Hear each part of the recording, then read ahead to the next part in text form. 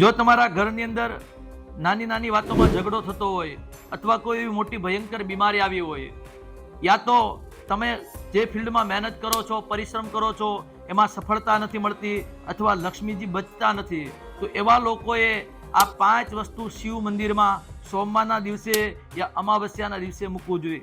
એ 5 વસ્તુ કઈ છે? તો પહેલું એક સોપારી, એક નાનો શંખ, એક હળદરનો ટુકડો, એક ગોમતી ચક્ર અને એક કમળ કાકડી. પણ આ કઈ રીતના મૂકવાની? તો સોપારી છે એ નંદી મહારાજ આગળ મૂકવાનો, નાનો શંખ છે એ કુર્મ ભગવાન આગળ મૂકવાનો, હળદરનો ટુકડો છે એ મા પાર્વતી પાસે મૂકવાનો, ગોમતી ચક્ર છે એ શિવલિંગની નીચે મૂકવાનું અને કમળ કાકડી છે એ શિવલિંગની ઉપર ચડાવવાનું અને 5 વખત ઓમ નમઃ શિવાય, ઓમ નમઃ શિવાય મંત્રનો જપ કરવાનો. જેના કારણે તમને ધંધામાં પણ સફળતા મળશે, તમારા ઘરમાં કોઈ પણ પ્રકારનો ક્લેશ હશે અથવા ઝઘડો હશે એમાં પણ તમને રાહત મળશે અને આવનારું ફ્યુચર તમારા માટે બહુ શ્રેષ્ઠ રહેશે.